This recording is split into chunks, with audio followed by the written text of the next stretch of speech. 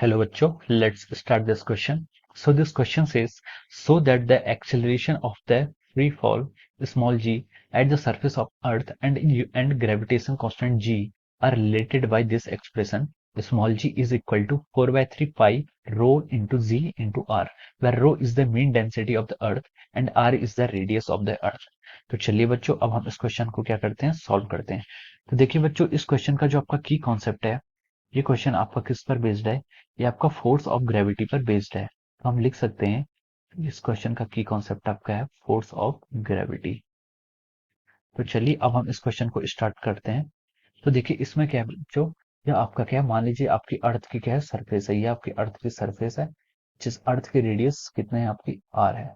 ये आपकी अर्थ है जिसका मास ऑफ अर्थ मैंने एम ई पे यहाँ पर एज्यूम किया है। तो देखिए बच्चों, अगर आपका कोई ऑब्जेक्ट है जो कि अर्थ की सरफेस पर लाई करता है, जिसका मास हमने स्मॉल एम लिया हुआ है, तो देखिए इस बार क्या होता है, यहाँ पर जो आपका जो ग्रेविटेशनल फोर्स ऑफ अट्रैक्शन होगा between this earth and this mass M, उसको हम कैसे लिख सकते हैं, इस फोर्स को हम लिख सकते हैं force is equal to G into mass of earth into mass of the object divide by distance between them r square. ये क्या आ गया, आपका फोर्स आ गया। और हमें पता है कि फोर्स किसके इक्वल होता है, आपका मास टाइम्स एक्सीलरेशन के इक्वल होता है।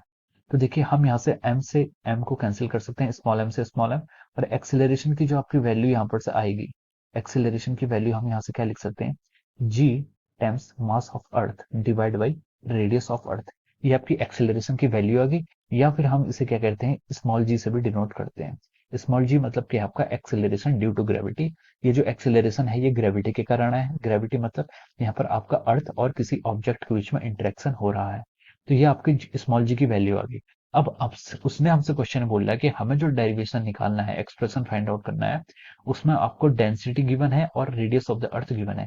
यहाँ से हमें मास को रिमूव करना है। तो देखिए हमें यहाँ पर अर्थ की डेंसिटी निकालनी है। अर्थ की जो मेन डेंसिटी है रो, उसने हमें क्वेश्चन में गिवन की है रो। डेंसिटी क्या होती है आपकी, mass divide by volume. Earth का मास कितना होगा, mass of earth M E divide by volume of the earth. Volume of the earth को हम लिख सकते हैं 4/3 इंटू पाई इंटू रेडियस का क्यूब। ये क्या हो जाएगी, आपकी डेंसिटी आ जाएगी।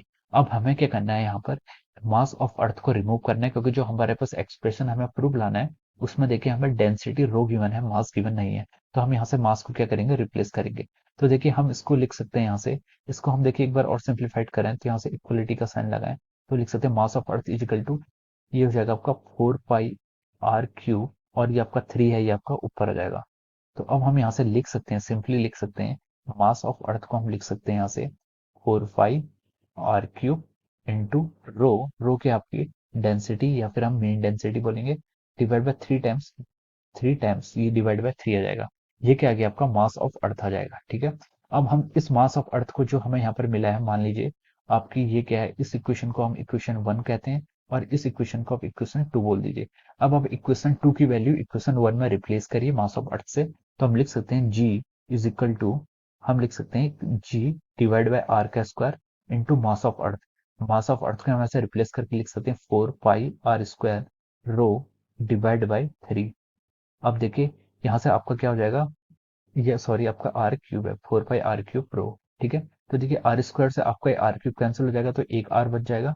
यहाँ से हम लिख सकते हैं 4 पाई रो जी इंटू आर डिवाइड बाई 3।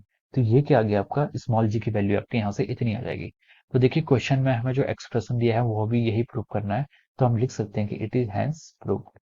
ये क्या हो गया, आपका यहाँ पर प्रूव्ड हो चुका है। So this is the answer of this question. So I hope you all understood this concept. All the very best. Thank you so much.